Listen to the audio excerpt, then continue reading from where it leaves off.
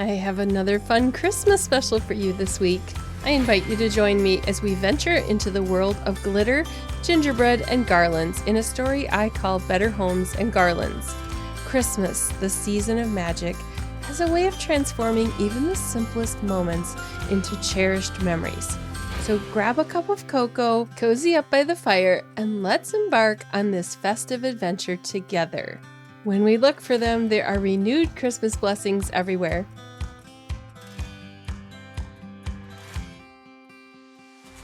On Life Repurposed, you'll find a blend of practical wisdom and biblical inspiration that's designed to help you navigate everyday life with faith, purpose, and hope. We focus on personal and spiritual growth with a range of topics from improving your relationships and discovering your purpose to setting and achieving goals, plus tools and resources to help you live your repurposed life. I'm your host, Michelle Rayburn, the author of books and Bible studies about finding hope in the trashy stuff of life. This week, I'm continuing to celebrate the launch of a brand new Christmas book with one of my chapters from the book that I'm going to share with you. This is a collection that I published that has fiction, nonfiction, and poetry from 26 other contributors along with my work. And you're getting one of the chapters right here today. Before I dive in, let me tell you a little bit more about the book this is from. It's part of the Life Repurposed series of compilations, and this is from a book called Renewed Christmas Blessings. So I'll tell you a little bit about the book, and then we'll get going with that chapter.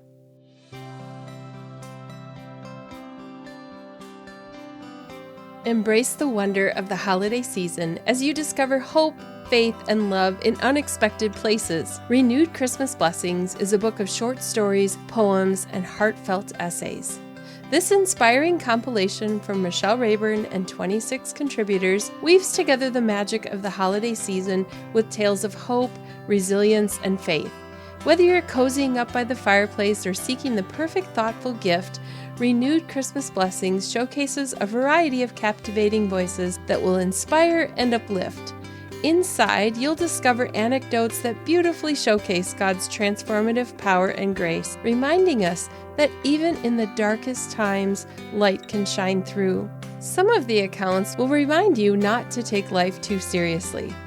You'll find delightful poetry that illuminates the profound connections between Christmas hope and a transformed life, plus a little humor. Personal experiences of finding purpose and renewed faith during the holiday season in good times and hard times. You'll discover reminders that even in life's most challenging moments, God is at work and blesses us with indescribable peace and joy. Renewed Christmas Blessings is the perfect gift to inspire perseverance in the difficulties as you celebrate the true significance of Christmas through these stories, essays, and poems. Let the true spirit of Christmas shine brightly in your heart. You'll find Renewed Christmas Blessings wherever books are sold.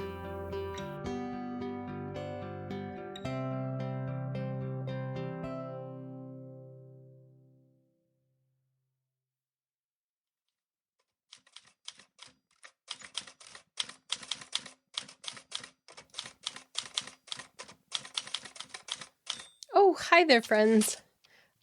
I present Better Homes and Garlands. Christmas is that time of year when the scent of evergreens and gingerbread and peppermint fill the air. Armed with glitter and glue, we don our aprons. We break out the holiday binder filled with to-do lists and spreadsheets, systems that could rival NASA's mission control.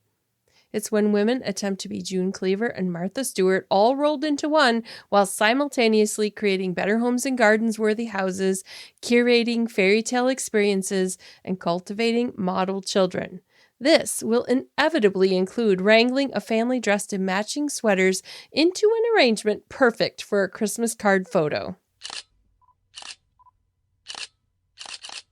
Once upon a time, I'd have been honored to be called Michelle the multitasking marvel for my endeavors to become a baking genius, gift wrapping virtuoso, and a decorating diva. Christmas has always held a magical appeal for me, with the twinkling lights, the pine garland and wreaths, marvelous fragrances, and gentle snow. Growing up with Wisconsin winters has an uncanny way of turning a girl into a hopeless romantic. Or perhaps a living, breathing Hallmark movie trope.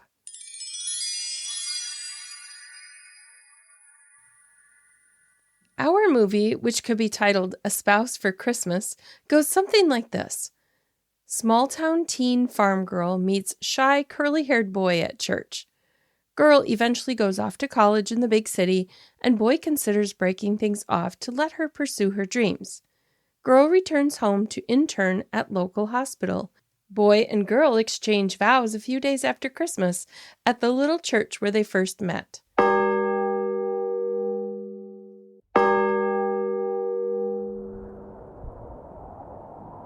Falling snow keeps some guests from attending the wedding, but it doesn't stop boy and girl from driving 3 hours in a blizzard to a quaint Victorian inn for their honeymoon, arriving with girl still wearing her lace hat and dress.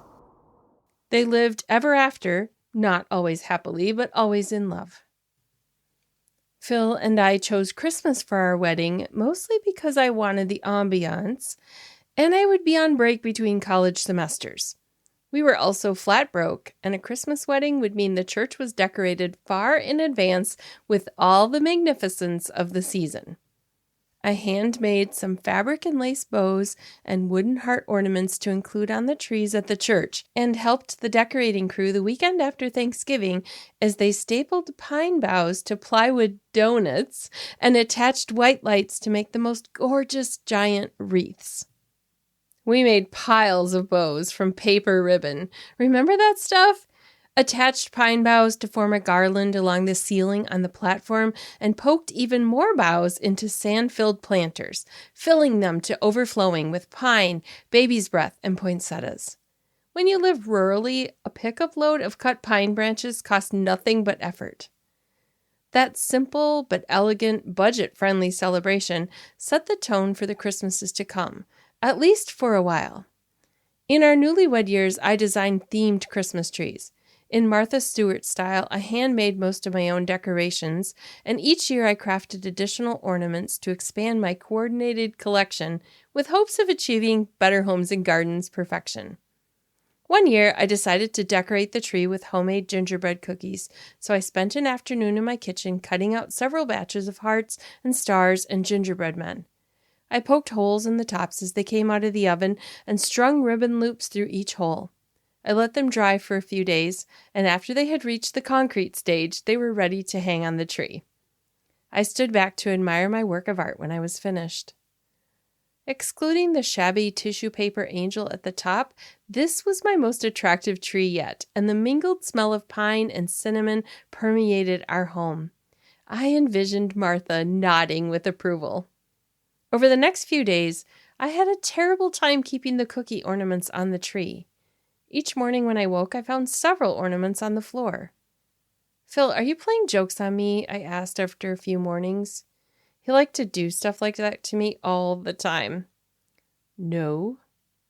Well then, you have to stop bumping into this tree, I accused. You keep knocking the decorations off. I replaced the 3 cookies from the floor. It isn't me, he defended. Maybe your cookies are too heavy. Whatever. One morning, as I looped the string back on a branch, I noticed that one of the cookies had been embossed with a little fringe of scratching around the edges. Honey, what is this? I asked.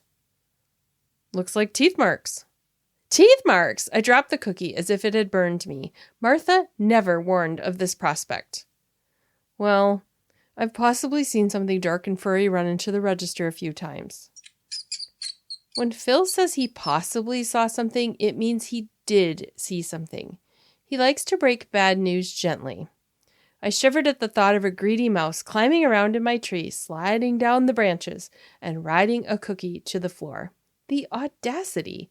While I was sleeping! Set a trap, please!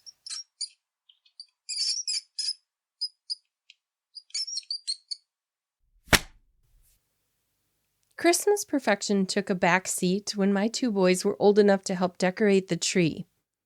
We went for the clumpy effect. Wherever they could reach, they clustered a bunch of ornaments. And it took things to a new level when they started bringing home, quote, artistic pieces to add to our ornament collection. They made oodles of creative things at Sunday school, those Oriental Trading Company catalog pieces that have a spot for a child's photo in the middle of the foam snowman assemblage. Many have school pictures of my children at various ages, and most are fashioned from construction paper, popsicle sticks, wobbly eyes, glitter, sequins, fuzzy pipe cleaners, macaroni, and excessive amounts of dried glue. Ornaments the size of paper plates. Marshmallow snowmen. Handprints. These treasures are the inspired art projects of teachers who, no doubt, wanted to ensure that I'd have boxes of goodies to pass off to my children when they left home someday. Perhaps those teachers knew that someday I'd shed a tear every time I put that one-eyed toilet paper roll reindeer on the tree when the empty nest meant decorating the branches alone. Gone are the popcorn strings. The mice like those too, and vanished are the construction paper chains. Michelle, the multitasking marvel, has also left the building. In her place, a new model. Michelle, the minimalist maven. This 2.0 version of the bride of 30-something years ago knows that even Santa had a team of reindeer to help him out. She favors fuzzy slippers, peppermint mocha, and vanilla woodwick candles that crackle.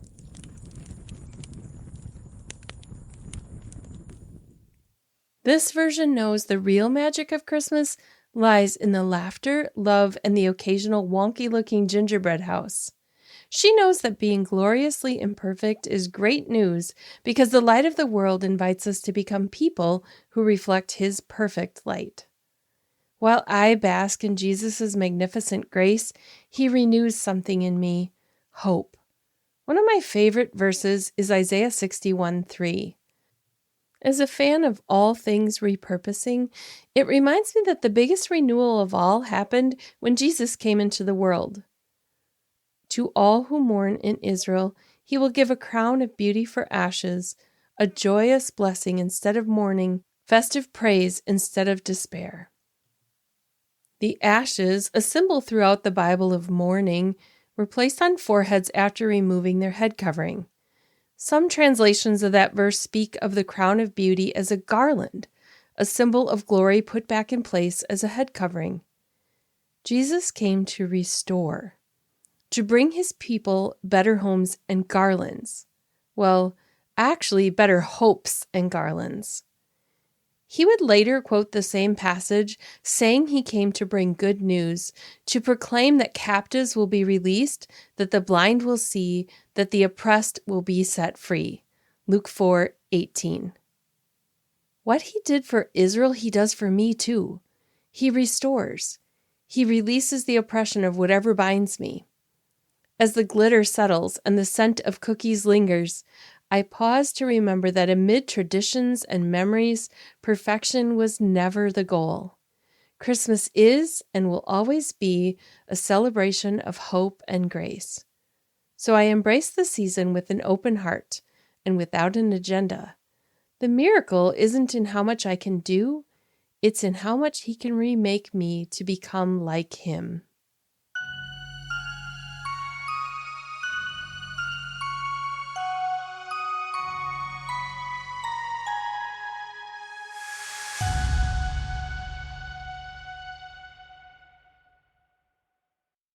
I hope you enjoyed that chapter from Renewed Christmas Blessings. I encourage you to take a moment to reflect on your own holiday traditions and the beauty found in the imperfect moments. In the midst of the twinkling lights and the scent of gingerbread and the hustle and bustle of holiday preparations, it's easy to lose sight of the true essence of Christmas, just like I did and have done multiple times throughout the many years. While decorating and baking and all that busyness of the season hold their own charm, I'm encouraging you today to refocus your hearts on the central figure of this celebration of Christmas. And we all know the Sunday school answer is Jesus. And yet, isn't it so easy to forget? Amid the glittering ornaments and beautifully decorated trees, it's so easy sometimes to forget that the real story of Christmas begins with a humble manger in Bethlehem. Jesus, the light of the world, entered our lives in the simplest and the most profound way. His birth signifies hope and love and the promise of redemption, a message that transcends the material trappings of the season. And so I'm always reminding myself to go back to those roots, to let go of the things that distract me, and really to find a life repurposed in getting to the basics of Christmas. So amid the holiday chaos, if that's part of your life, I encourage you to carve out some moments of stillness and reflection. The real gift of Christmas is not in the perfectly wrapped presents or flawlessly decorated homes, but it's in the presence of loved ones and the timeless truth that a Savior was born for us. This season calls us to slow down, to savor the quiet moments, and to turn our gaze toward the manger, where the child was born to bring joy to the world. So as you walk through this season, the weeks that are remaining before Christmas, I encourage you to join me in being intentionally centered on the message of love and grace and hope that Christ's birth brings. By focusing on Jesus at Christmas, we bring that message of the true meaning of the season to others, but mostly we allow His light to shine through all the tinsel and distractions. We allow His love to bring warmth to our hearts and radiate to others, and that permeates every celebration we have. So embracing that simplicity in the nativity story, I hope you find a deeper and more fulfilling joy that extends far beyond the pleasures of the holiday hustle. Thank you so much for joining me today. You'll find the show notes for this episode at michellerayburn.com/180. There, I will have the summary of the notes from today. I will also have a link to the Renewed Christmas Blessings book. And we are having a party right now celebrating the book, and it's on Facebook. And I've been putting out a bunch of free resources there, some printable things. There have been some drawings. And if you're listening to this when it releases, the party is not quite done, so you can still get in on some of those drawings. But if you miss them, no worries, because the free downloads will always be there. So I will link to that party so that you can get those as well. I'd love to hear from you too. So I invite you to email me or send me a message on any of the social media platforms where you find me and tell me how your holidays are going. Where have you found new meaning? Where have you slowed down and paused to reflect? I want to hear how your Christmas repurposed is going as well. Thanks, friends. I'll see you next time. You've been listening to Life Repurposed. If you'd like bonus resources sent to your inbox each week, be sure to sign up at michellerayburn.com.